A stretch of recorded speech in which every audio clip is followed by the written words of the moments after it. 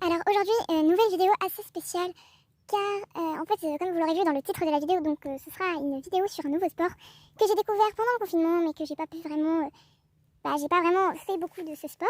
Alors ce sport c'est le hobbyhorse, ça se trouve vous connaissez et j'ai l'impression en fait que de plus en plus de personnes commencent à s'y mettre. C'est un sport qui vient de Finlande en fait, donc qui est super populaire en Finlande, qui même s'est mis dans les centres équestres, donc vraiment qui est intégré dedans et ils font des cours de hobbyhorse dans le centre équestre. Et en fait c'est quoi? Le hobbyhorse ça va être en fait un cheval, donc je vais vous montrer parce que j'en ai fabriqué un. Donc ça va être tout simplement un cheval, une tête de cheval reliée à un bâton. Et on va se mettre sur ce bâton en fait, on va mettre le bâton entre nos jambes et on va se prendre pour le cheval comme si on était un cheval vraiment. Alors vous allez me prendre pour un bébé mais je vous promets que ça existe. Vous pouvez même aller voir sur Instagram, vous verrez il y a beaucoup de comptes. Alors c'est une sorte de tête de chevaux, plus ils vont ressembler, donc là moi je l'ai pas terminé. Normalement on rajoute des crins, voilà, donc des cheveux si vous préférez pour chevaux.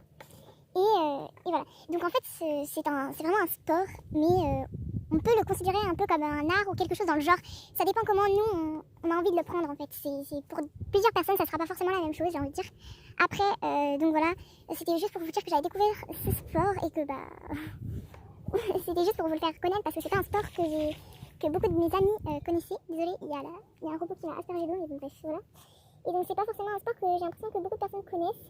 Et c'est pour ça que je voulais vous en parler aujourd'hui pour faire connaître ce sport un peu plus, voilà. Parce que je trouve que c'est un sport qui est forcément...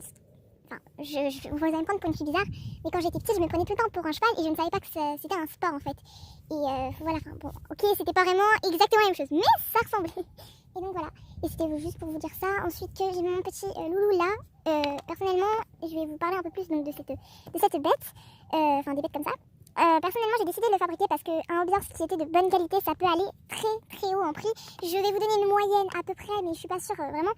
Genre les hobbyhorse qui vont être d'une moyenne qualité on va dire, ça peut aller si les gens sont vraiment généreux, ça peut aller à 65 €, donc ce qui revient pas cher par rapport à d'autres. Mais souvent les gros bijoux qui sont très chers peuvent aller jusqu'à 500 €. Je sais que il y a une vidéo, donc je vous incite à aller la voir, qui était que Canal Plus a passé et vous le retrouvez sur la chaîne, vous retrouverez sur la chaîne de l'effet papillon.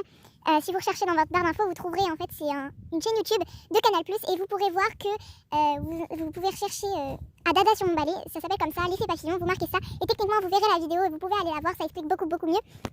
Voilà, parce que franchement c'est super bien expliqué. Bon, moi forcément je suis pas une pro, mais je vous incite à aller la voir parce que vous comprendrez beaucoup mieux. Et donc j'ai décidé de le faire moi-même. Et pour créer son propre hobbyhorse c'est assez compliqué je trouve de trouver certains matériaux parce que personnellement je voulais faire un cheval B. Donc pour ceux qui connaissent c'est un cheval plutôt, pour ceux qui connaissent pas plutôt, c'est un cheval plutôt marron avec ses crins noirs, ils sont toupés noirs. Et donc je voulais faire un cheval de cette couleur-ci mais j'ai pas trouvé. Mais là vous voyez que c'est assez foncé, sauf que ce hobbyhorse est beaucoup plus clair que le rend à la caméra, ça dépend de la lumière en fait. Et il peut être clair comme très foncé.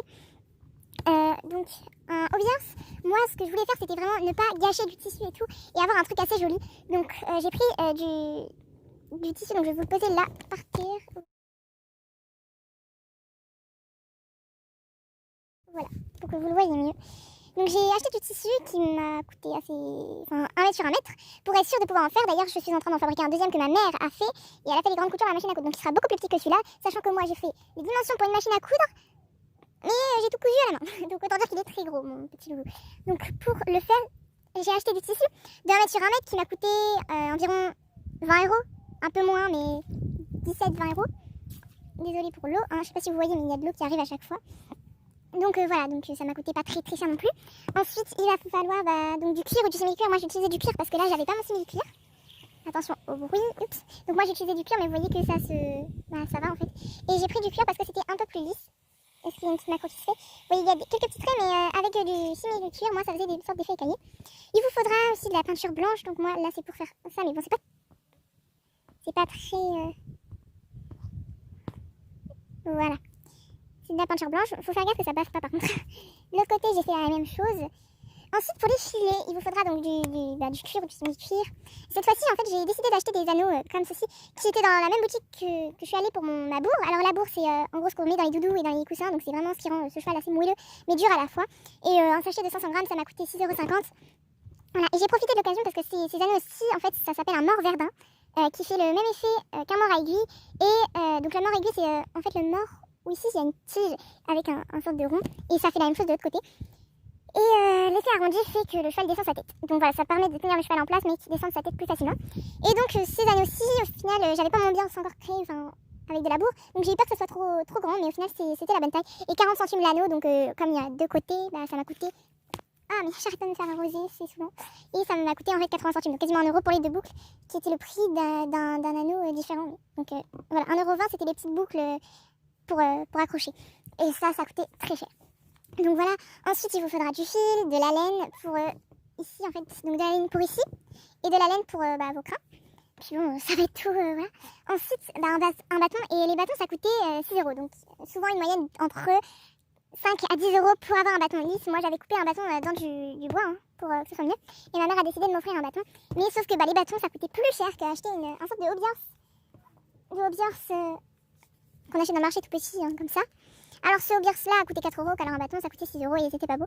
Donc en fait on sent qu'ici il y a un embout en plastique et que c'est du bois. Et en fait c'est du bois avec du tissu dessus. Et donc, je vais le démonter pour récupérer le bâton qui est assez long et le mettre dans ce Hobbiers-ci. Donc je le mettrai comme ça dans le Hobbiers et ça sera un bâton beaucoup plus dur et tout. Et le bâton plutôt moche, j'ai envie de dire, je le mettrai peut-être dans celui-là, histoire de garder quand même cette petite tête parce qu'elle était trop mignonne. Et si jamais j'ai plus envie de cette tête, je décollerai ses yeux. Je récupérerai le tissu pour faire, je sais pas. Mais par contre ça, je vais pas faire pour des crins, mais plutôt des petits poils en fait. Je vous montre. Il y a des chevaux qui ont des poils un peu au menton, donc déjà des poils un peu comme ça au menton, ou des poils... j'arrive pas, c'est vraiment galère. Ou des poils dans les oreilles, un truc dans le genre. Donc bon bref voilà, et puis ça normalement c'était leur filet, donc j'ai mis une épingle histoire de faire plus comme un licol. Et j'ai rajouté des très longues graines, et voilà. Donc le bâton est très long.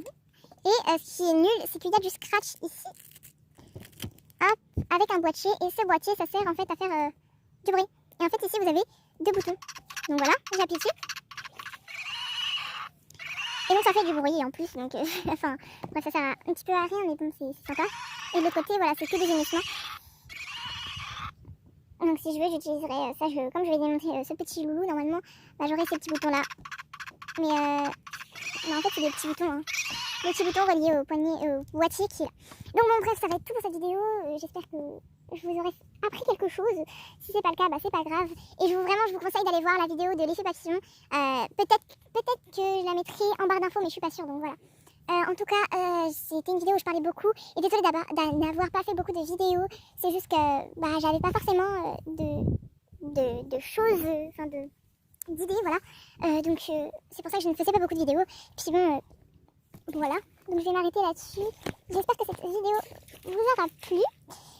Sur cette tête, vous voyez, il y a plein de petites gouttes qui commencent à tomber. En fait, c'est pas qu'il pleut. C'est juste que c'est le robot de Maxime qui m'arrose depuis tout à l'heure. Et c'est pour ça que je suis en train de parler des fois plus fort ou des choses dans le genre. C'est juste parce qu'il m'arrose et que je deviens toute mouillée. Et bon, j'espère que cette vidéo vous aura plu, surtout à la prochaine vidéo qui sera peut-être dans un mois, qui sait. Ou alors peut-être dans un jour, je ne sais pas. Et donc salut!